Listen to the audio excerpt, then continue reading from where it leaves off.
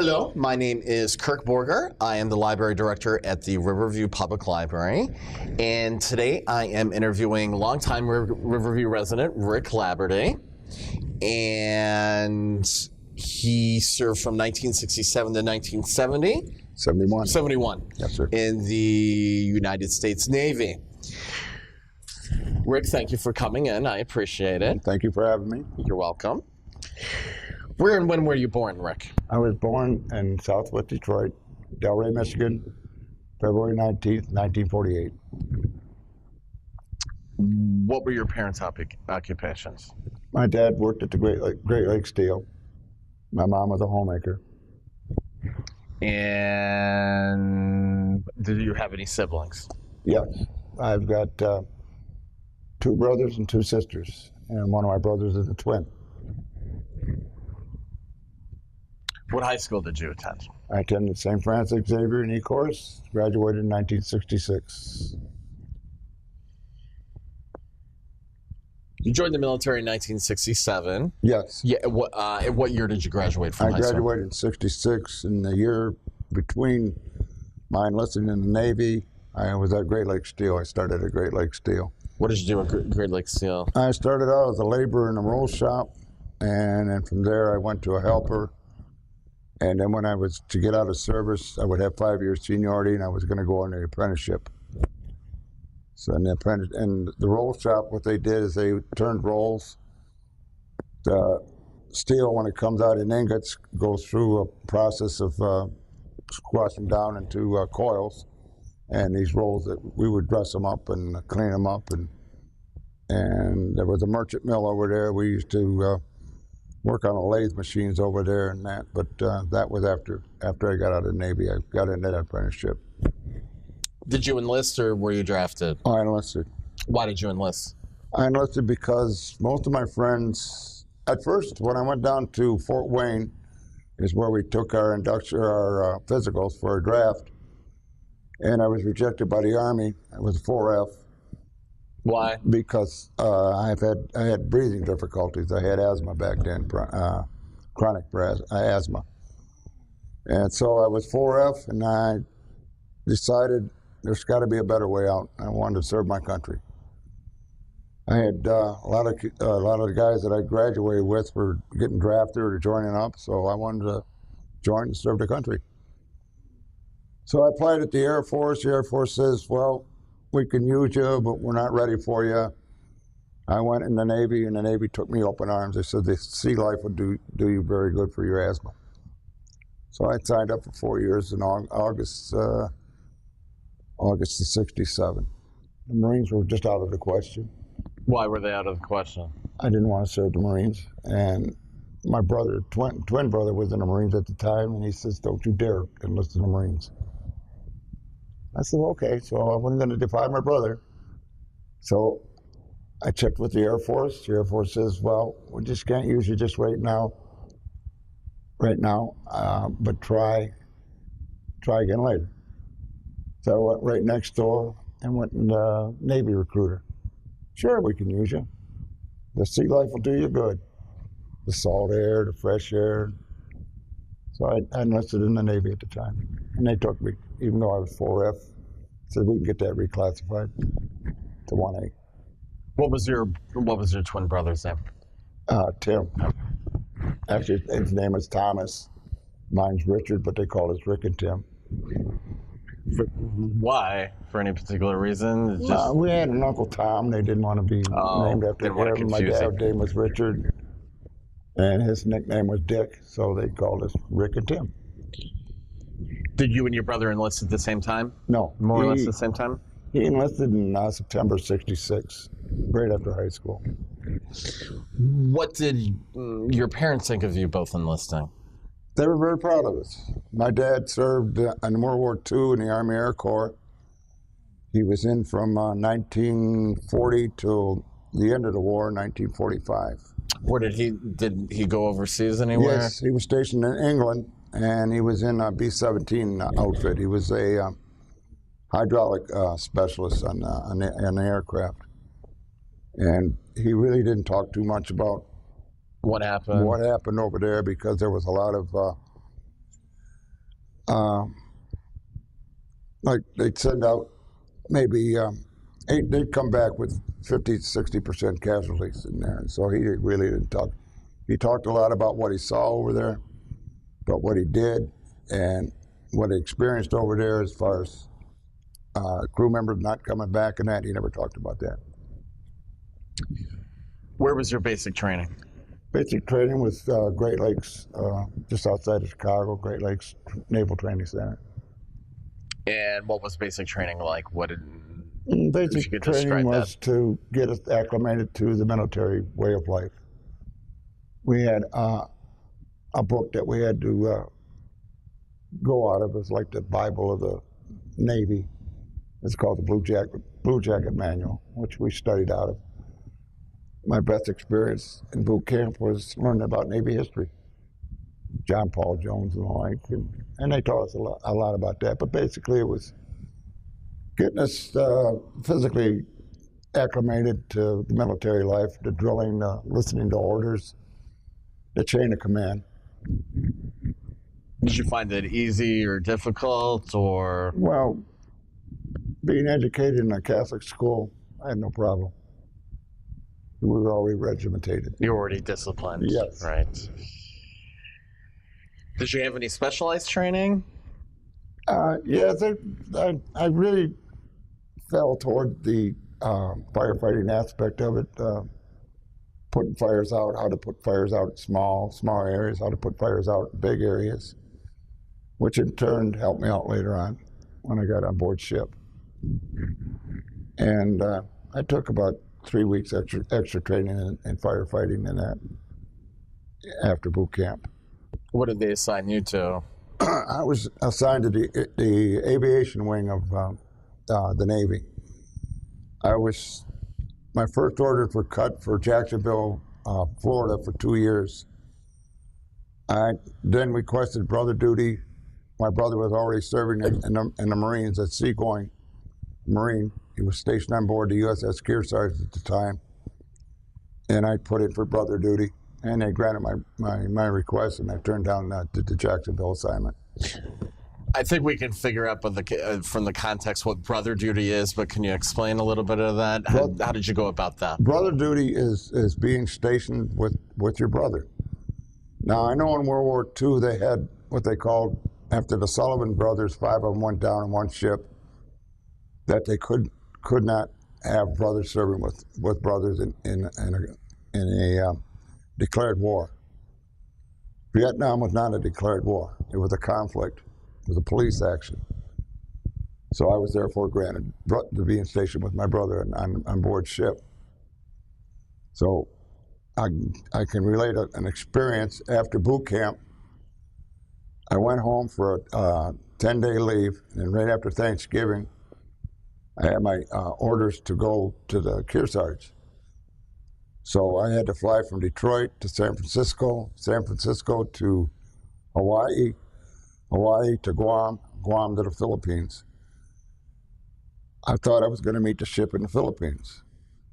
Well, unbeknownst to me, that wasn't the case. The case was, they woke me up about 3 in the morning after being 10 days in the Philippines, woke me up about 3 in the morning, told me to get my gear together, you're going to meet the ship. Well, I got all my gear together, and I thought I was going to go down to the docks and meet the ship. Nope. I was going on the mail cod. We were flying to the ship. So there was about 5 or 6 of us on this mail cod, which was an aircraft, 2-week fixed-wing aircraft that brought the mail and little supplies to the ship. We took off from Subic Bay, Philippines, landed in Chulai, Vietnam, and at that time, Chulai was under attack. And that was my first bit of combat. I didn't get too far off the aircraft at the time, needless to say. They refueled the aircraft. We took off from Chulai, and away we go. We're going to land on the ship. Never seen a ship in my life.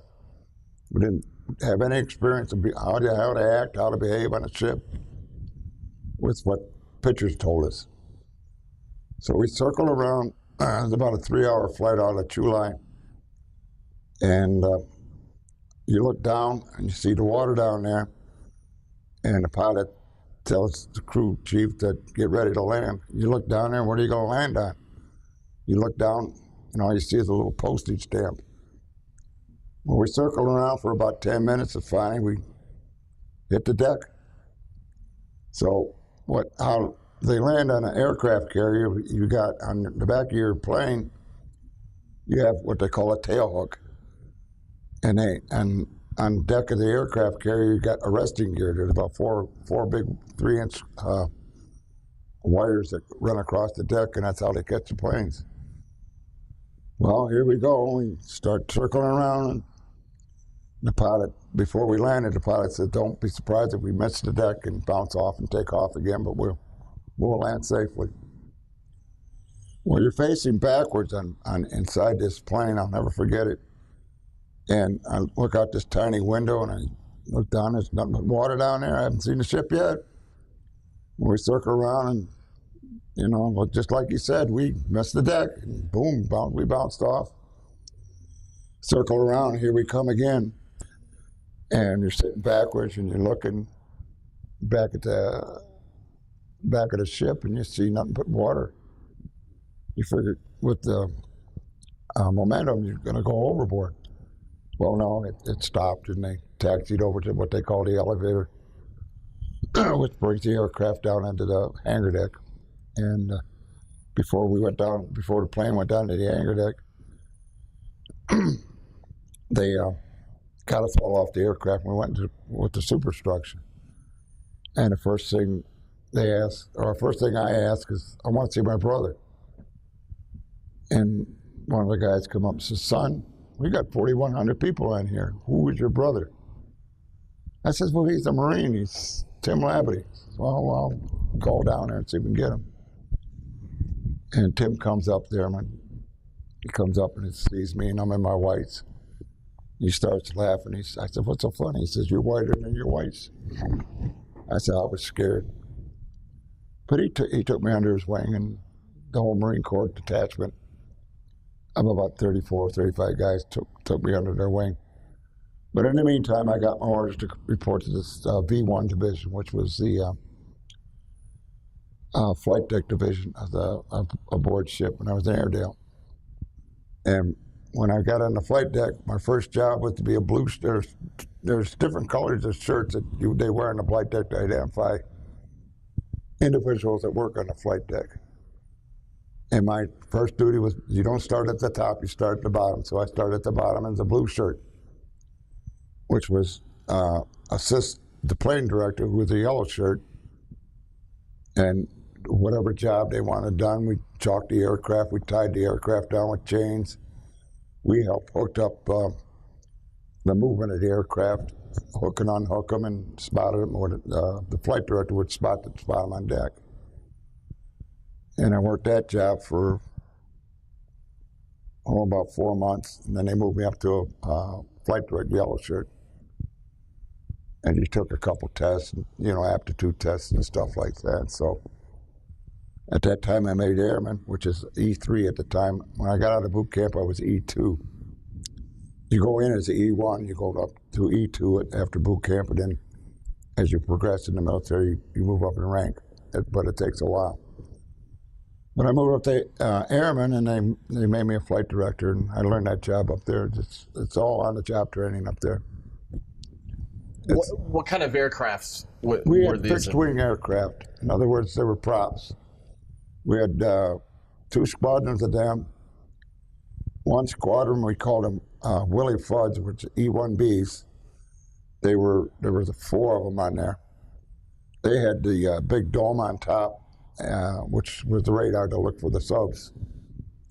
The fixed-wing aircraft, the 2 squadrons we had of them, they would drop the sonobuoys down to see where they could find the subs.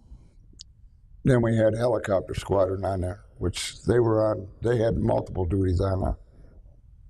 They would act as plane guards when we had flight operations up there. They would act as, they would drop sonobuoys too, and they would also go in country and bring troops back on board our ship that needed to be evacuated. But I learned a lot on that first cruise, a lot. Okay, first let's go over what kind of ship was the USS The Kearsarge? USS Kearsarge was a CBS 33 with anti-submarine warfare. We're aircraft Okay, when you say carriers. CVS, with CBS tell people what means- you mean. Okay, CBS means it was anti-submarine warfare or anti-ship. Now, this was an aircraft carrier, Aircraft correct? carrier, Okay. right? You had two classifications back then. You had CVAs, which had your attack planes on there, and your CVSs, which had your fixed wing helicopter, and maybe one jet squadron on there. And we were CVS. But go ahead. I'm sorry. What kind of planes were? were What kind of aircraft were on the? We were the fixed wing carrier? aircraft. They had fixed wing aircraft and helicopter squadron. And one squadron was basically devoted to radar on top of it. We call them the Willie Fuds. And they had big cylinder or round shaped pieces on top of there. And then what they did is they searched for ships up to about, I don't know, 250-mile radius of the ships. And basically, our operation was to stop the influx of arms going into Da Nang Harbor, or not Da Nang, but Vietnam, North Vietnam Harbor. And basically, the supply ships were coming from China and Russia. And there were a few subs that we had to chase down. And if we ran into any trouble with any of the ships or that we just radio ahead to a CVA, which was an attack, and it's in a squadron of Phantoms or A4s or F8s to chase them away.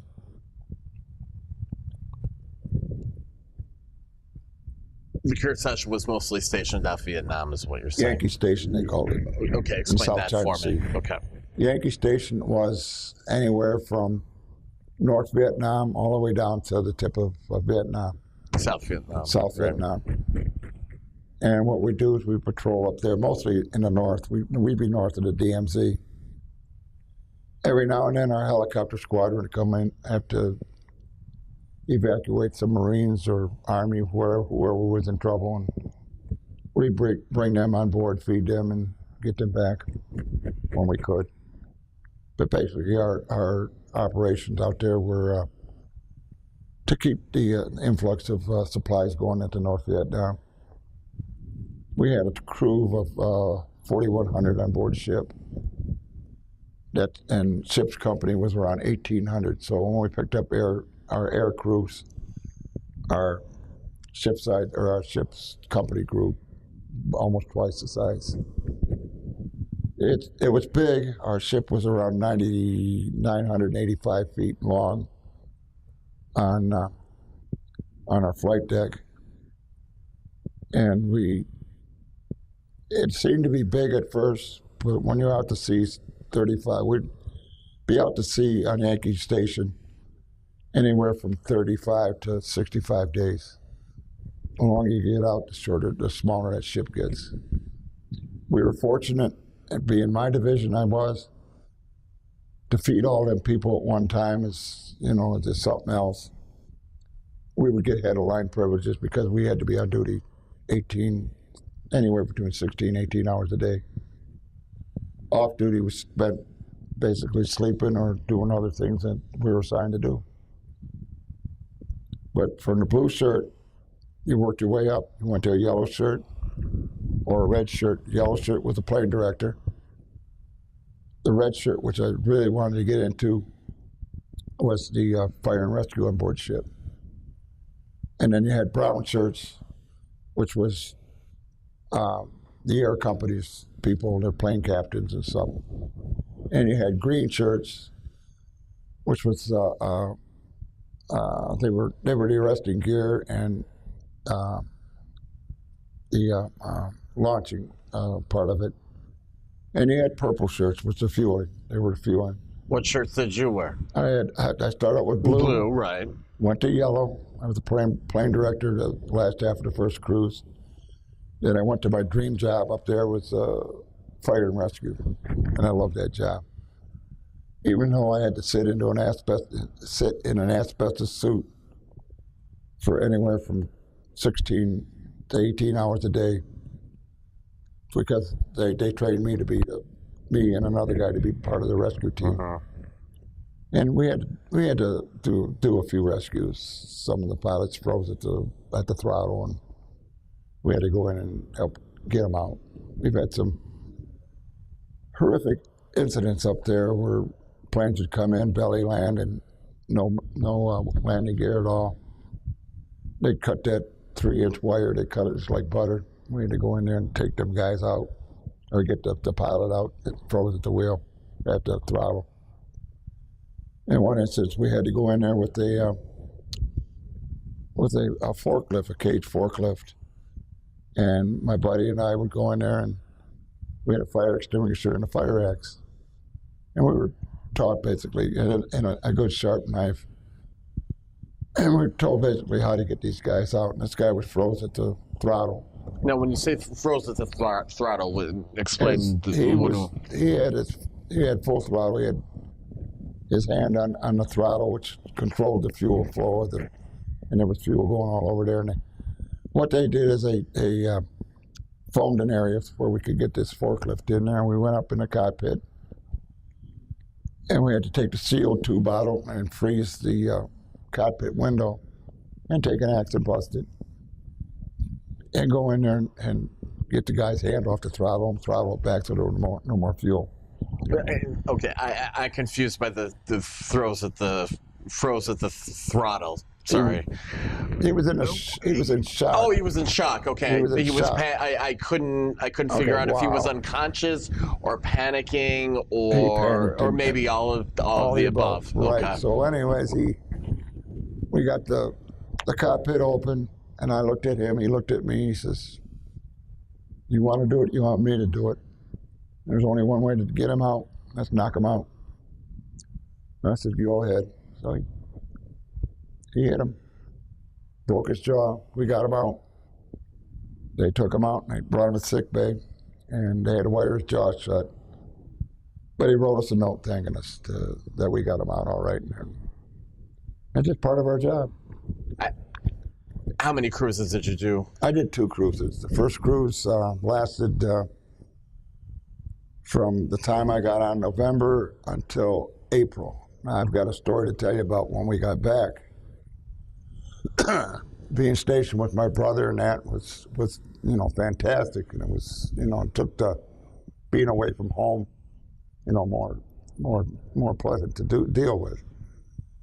When we got back from the first cruise, it was around Easter of 68. We got a call from one of the officers on board, who was a special service officer. He says, "I want you 2 boys to come down here." He says, I got a duty assignment for you guys. And we said, "Well, okay." And they want to do an interview with you in Hollywood at NBC Studios on how it is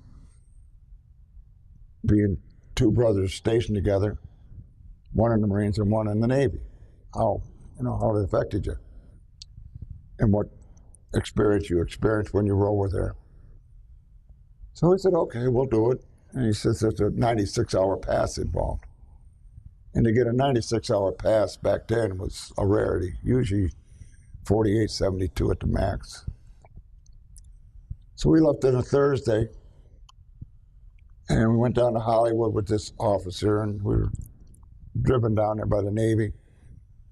We got the NBC Studios, and the gentleman come out and said that your show has been delayed, but we got tickets for you to go see Truth or Consequences. That was a game show back in the 60s, hosted by Bob Barker. We said, "Okay, we'll go in there." So we're sitting in the audience, and Bob Barker, his producer, comes out and does the pre-show, and then Bob Barker comes out and says, "I need some contestants for tonight's show." So he looks out in the audience and sees my brother and I sitting together. He says, "How can it be that a Marine and a Navy guys are sitting together?" He says, "Come on up." So we go up there, and he says, I can use you guys for this show. We said, okay. So he says, go back in the green room and think up with some questions to ask me, and then see if you've been telling the truth or not. I'll tell you if you're telling the truth. So we go back in the green room, and him and I look at each other. He says, oh boy, we got a chance to make some money. You know, back in the day, we were making $90 a month. So, and he was going to get engaged that night, but my mom and dad didn't know it. So one of the questions I was to ask him if my brother was going to get engaged tonight. And so, okay, we had 3 questions to ask him. So we go up on stage, and he gets every one of the questions right. And we're wondering, what the heck is this guy? How does he know this? So he says, turn around, face the curtain. I'm going to put my hand on your shoulders, see if you've been telling the truth. And I said, well, we ain't going to win a nickel, so we're done. They got to give us something. So I feel this female's hand on my shoulder. I said, oh boy. He says, we got a Hollywood starlet for the weekend. I said, you're going to get engaged tonight, so I got the weekend with 2 Hollywood starlets. And he says, okay, boys, turn around. He says, I want to see if you've been telling the truth. My mom and dad were standing there. It was quite an experience.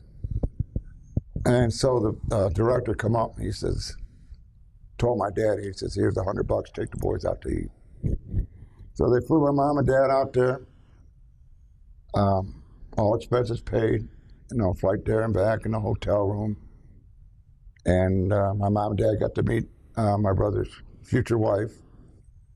And how that became about was my sister wrote to the show and said, wouldn't this be a good idea to reunite the boys with their parents after they come back from overseas? And she didn't hear nothing for about 3 or 4 months, and then finally said, the boys, we didn't know when we were coming home. They didn't know when we were coming home. But the director or producer knew when we were coming home. Says we got the show set up for just before Easter weekend. And that's how that came about. I've read that work on a flight deck is very dangerous. Is that a correct assessment? That's a correct assessment, a very correct assessment. You better have your eyes alert. You can't hear nothing up there, so you got to learn a lot of hand signals. So everything's with your eyes, nothing with your ears? You can't hear nothing with your ears because of the props and the jet blasts and stuff. So you better be not walking around with your head up your butt. And one guy did. And there was another incident where a guy, I was about 50 to 100 feet away from him. He walked into a prop and sheared his face off. So you see a lot up there, but you're glad you're out in the open. To be out in the open. But, back then I was 18, 19, 20 years old. I had no fear of nothing. But you learn to respect where you're at. You mentioned your brother was in a detachment of Marines. What did the Marines do on board? Marines on board ship, they basically guarded. We had an admiral on board. He was his escort. He was the captain's escort. They took care of the Navy jail, which is called the brig. Anybody misbehaved, got written up, they would take care of that. And we had some nuclear weapons on board, so they told us. We never knew what they were, if they were bombs, torpedoes, or whatever. Even the Marines Guardsmen didn't know what they were, only a handful of people. If there were even nuclear weapons on board, I mean, wasn't it the Navy's or the U.S. military's policy that you would just assume that all Navy ships may have had nuclear weapons, but they wouldn't say which ones? That's correct. That's correct. That's a correct statement. Our home port was Long Beach, so we leave Long Beach, go to Hawaii, or actually go down to San Diego, pick up our air squadrons and all their people, and then from San Diego, we go to Hawaii. From off the coast of Hawaii, they do carrier qualifications, shakedowns. What they call shakedowns is get the crew ready for combat duty. And from Hawaii, we we'd go to Subic Bay, which was in the Philippines, on Luzon Island, and the nearest big city was Manila. But Subic Bay at the time was one of the bigger naval air stations at the time. And we go into town, and going into town and along a pole was like going into Dodge City in the West. So, you know, I got a gut full of that. So I took all the side tours I could, see how other people lived in other countries. And after being in some of the places that I was, like the Philippines, and we go to Japan. Well, let's get back to, from the Philippines, we go to Yankee Station, they call it, which is in the South China Sea off the coast of Vietnam. We go out there for maybe 30, 35 days. Then we come back into a port for R&R. And then some of the ports that we went to was Sasebo, Japan, Yokosuka, which is just outside of Tokyo, Kobe, Japan. But we wouldn't know where we were going until we got there. I've got another incident that happened when I was over there, pulling into Sasebo, Japan, which was a fueling dump, where we took on fuel and the aircraft got their fuel and stuff. It was Christmas of '67. That was when my brother and I were stationed together. Our ship caught fire, and we lost 3 crew members. What happened was they had an oxygen leak in one of the lower areas of the ship, and it blew up. And so they put the fire out, and they gathered us all together. What they do is they call general quarters.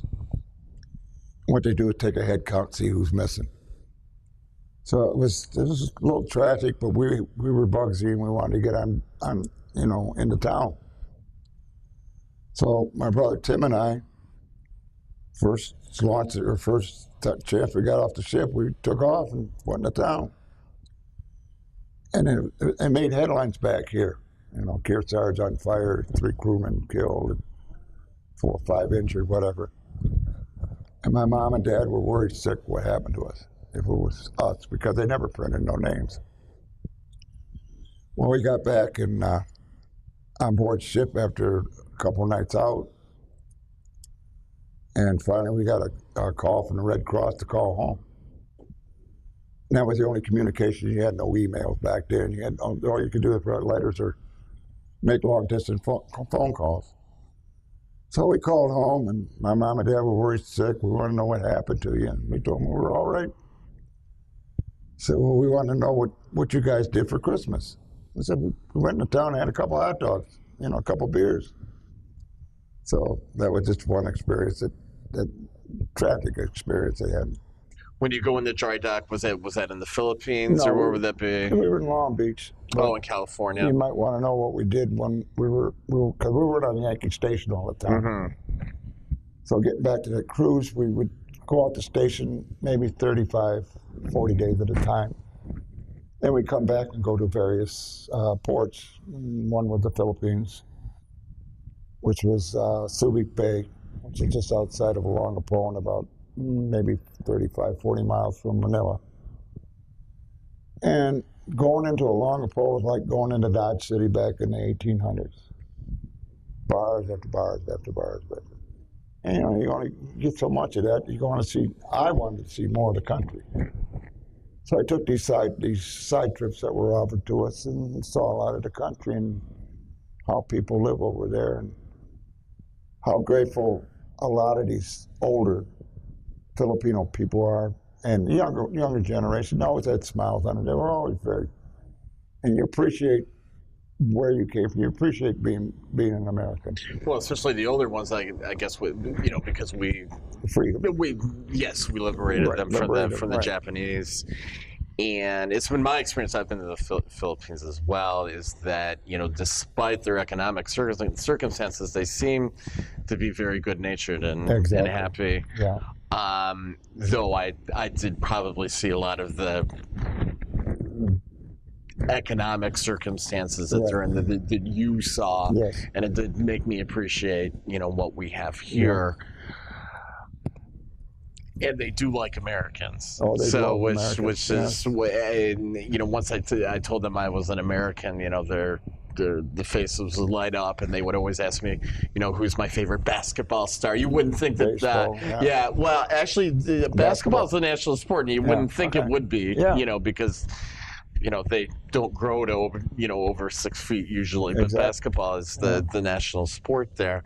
Now, you also mentioned you went to Japan. What was your impressions of Japan? We went to Sasebo, Japan, Yokosuka, which is just outside of Tokyo, Kobe, Japan, Yokohama, and got to ride on the bullet train from Yokohama to Tokyo, which was an experience.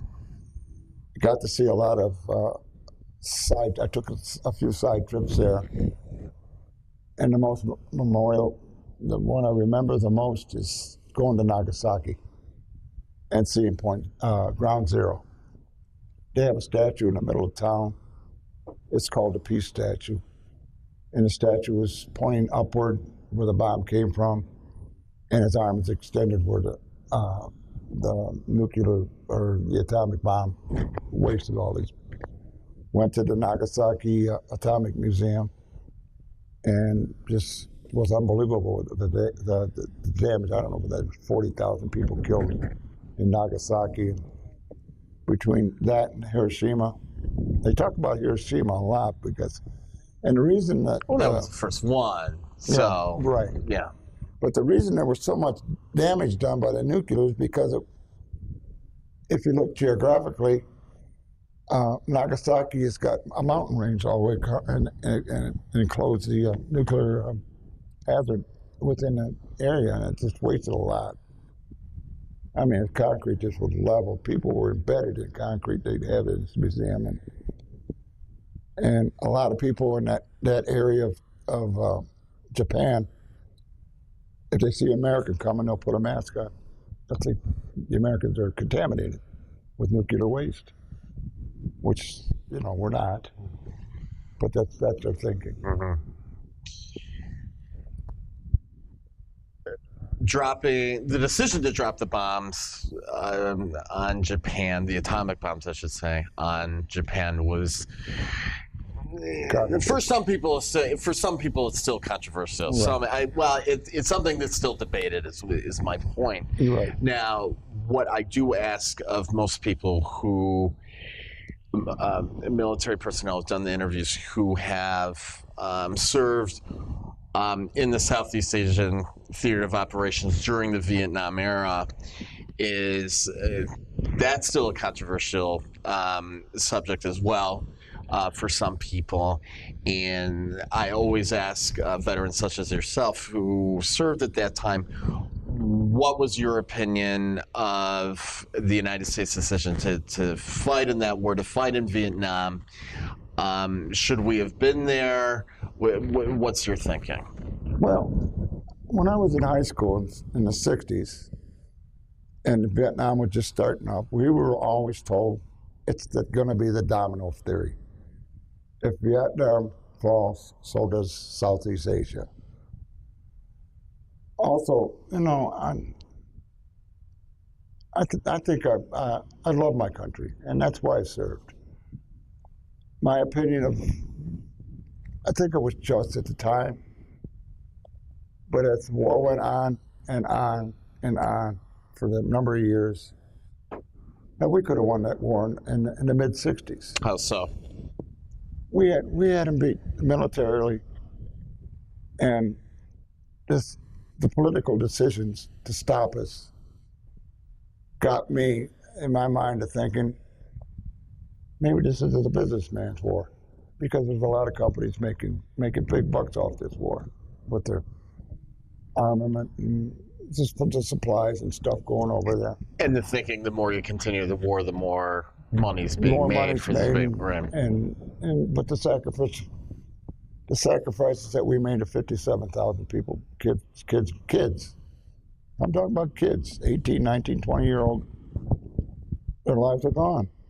And I had a few friends that were killed over there. And it was right. It was right that I went and served, because I served my country. I love my country. my dad served, and a couple of my friends, went over the border, went over to Canada, and avoided the draft. And while I was in, they weren't welcome in my house. My dad wouldn't let them in the house. My mom and dad had 2 stars in their window. Had 2 sons over there, and they wouldn't allow that in the house. I had a patriotic duty to do it. I had too many friends over there. I lost too many friends. So it was something I had to do. I mean, it's not an opinion whether the war was right or the war was wrong. We know it was wrong at the end, but we could have beat them. But they played their politics and their business and stopped when we could have went over to the DMZ. Later on, we found out we could go into Laos after Nixon said that let's go get him in Operation Rolling Thunder. They went over to Laos and Cambodia, and that's where they were getting their arms for like the Tet Offense and that. But we couldn't cross the border. But if they allowed us to cross the border into Laos and Cambodia, we could have got them. And we could have went all the way into Hanoi. But, powers to be, that's the way it went. A lot of military personnel have, told stories about how they were treated when they came back during the Vietnam era. So I guess you're going to tell me a little bit about that now. I'll tell you about an experience I had. I was stationed in California. They were very liberal out there, and they were around 70 is when really they turned on us. 1970, man. Okay. Okay. They called us baby killers, spat on us, drug addicts, and was it the airport, just being in public, or just being where in was public? this? We were actually told not to wear our uniforms in public, which. What your superiors told you not to do that? That was an unwritten rule. Oh, okay. Okay. And when you flew home on leave, you had to wear your uniform to get a military discount on the airlines. And a lot of people on the West Coast and other parts of the country that didn't treat us right. I don't think we got treated right. When I got back to the Midwest, it was a whole different story. There wasn't so much of the protests going on yet until after Kent State. But I was treated well. In fact, I had a 3rd grade class that wrote to me and my brother when we were over there at St. Patrick's School. And they wrote us pretty regular. It was they were very proud of us. So when I got back, the teacher found out I was back in town, and they were in school at the time. And she said, "Rick, would you mind coming to school and telling your story to our class that's been writing you?" I said, "I'd be happy to." So I donned the uniform on and the little ribbons that I got, and I says, I got over to these kids. So they asked me, how's it going, and I told them I was very grateful for their service of writing me and keeping in contact, communication with me. And these little kids, I was just amazed what they knew. And I was very happy that I did it. And when I left out of there, really, the attitude changed a little bit. People do appreciate what we've done. And afterwards I went out to breakfast, and I'm sitting there at the Big Boys or one of the restaurants. And I'm sitting there having breakfast, and some gentleman come up to me and says, "Served in the service?" I said, "Yeah." "In the Vietnam?" "Yeah." He says, "Let me pick up your bill." I'll never forget some of these friends. And we really were never welcomed home. I think the first recollection I get of being welcomed home was I was in the wind-up parade, and they had the Vietnam vets finally get together and walk in the parade, and this was maybe 10 years after I got out. And I got in there, and everybody, hooray, and all, and finally got a big welcome home by the troops, by the people. You were discharged from the Navy in 1971. What did you do after that? Right after I got out in May of 71. Went back to I took a month off just to unwind and enjoy life as it is. And then bought a car and I had 30 days to get back to Great Lakes I had accumulated 5 years seniority. The year I put in before I went in and the 4 years I was in. And I had an apprenticeship program. I had taken a test before I left. And I had an apprenticeship program waiting for me. You had to put 10,040 hours in each segment, and there was 10 segments to get your journeyman's card. And what I was going to be is a roll turner, roll grinder. And what that person does is they take these rolls off the mills that flatten the steel, and we grind them down and clean them up and send them back. The lathe operators worked lathes, and you had to know a little bit about math to know the angles of the cuts that you put in these rolls. And then that kind of declined after they eliminated the bar mill and merchant mill at the mill and some of the big rolling mills. So they had a cutback in our department, and I was offered a job, or I was able to transfer into mechanical, and I went into the pipe shop for the last 10 years I was in. And I was in refrigeration repair, heating and cooling the last 5 years I was in. How long did you work at Great Lakes? I worked until around January 99. And I was only 50 years old at the time. So that's kind of young to retire, but I had my 30 and I had enough of Great Lakes. Enough of the mill, climbing and running around like that. So I decided I had a CDL license that I got Great Lakes. And I also had 2 degrees. I could have went in real estate. I had a union management bargaining unit, you might say a degree, associate's degree in that. Got it from Wayne State through the GI Bill. Then I got a Great Lakes, and I had a CDL license, went over to Riverview Buck's garage, talked to the bus director over there. Sure, we can use you as a substitute bus driver.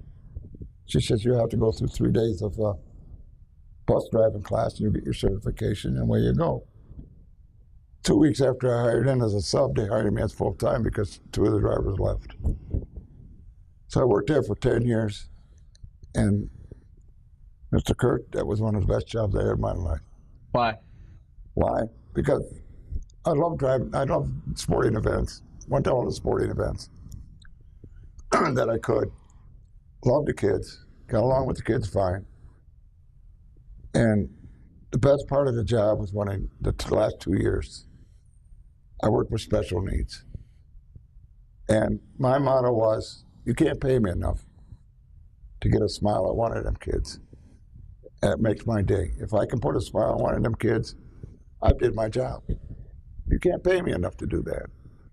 Because you don't know what these kids go through during the day. You don't know what they're going to go through at night. You don't know how their day is going to be at school. So I'd laugh and joke with them, and we get along just fine. There'd be days they come in all gloomy and that. But I knew bus driver could have a smile on her face at the end of the day. How long have you lived in Riverview? 43 years. How many children do you have? I have a set of twins, and I'm a twin myself. They say it's supposed to skip a generation. I talked to the doctor when they told me we were having twins. They said that's all hogwash. It's all wives' tale. But I've been blessed with them 2 boys. I got 2. I'm very proud of them boys. Do they live in the area?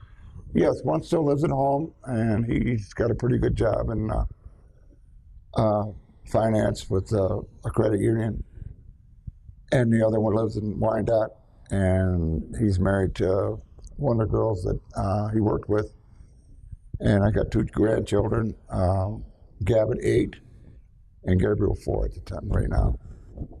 And now we take care of them. They go to Riverview schools. And they come to the library all the time. They're at the library. They like Mr. Kurt. The last question I have for you, if there's one thing you could tell people about your military service, one thing you learned, or one one thing you want people to know about your military service, what would it be? Well, my military service gave me love for the country, honor that I served in it, and courage to go through life. And I'm just a proud veteran and proud of my brothers that served, and sad at the ones that we left behind. Well, Mr. Labadie, thank you very much for you're coming welcome. in, and thank you for your service work. Thank you. We appreciate it. Well, thank you for doing this. Oh, for you're us. very welcome. Very My appreciate it. pleasure.